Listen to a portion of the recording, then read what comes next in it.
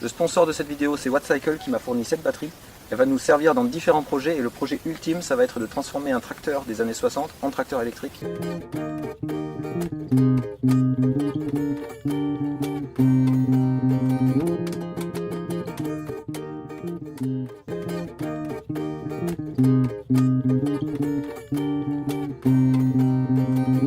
Une fois que c'est branché, là je vais dans l'application Wattcycle de la batterie pour essayer de me connecter sur son Bluetooth.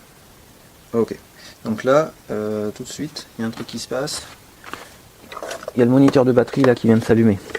Il y a une sorte de mode veille sur le moniteur de batterie. Je me suis connecté. Donc là, on est là. Et on va aller dans les paramètres.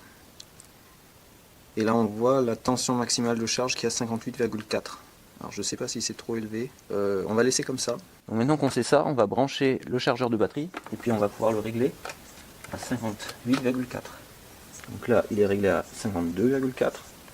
Hop, et je vais le monter. 52,5. Et là, donc sur l'application, on voit que la batterie est en train de charger.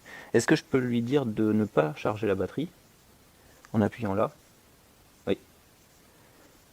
D'accord, donc le BMS en fait on peut le couper pour certaines choses. Donc là, je rappuie là, et là hop, elle est en train de charger. D'accord? Donc là l'application elle me dit qu'il reste 53 heures pour charger la batterie à fond.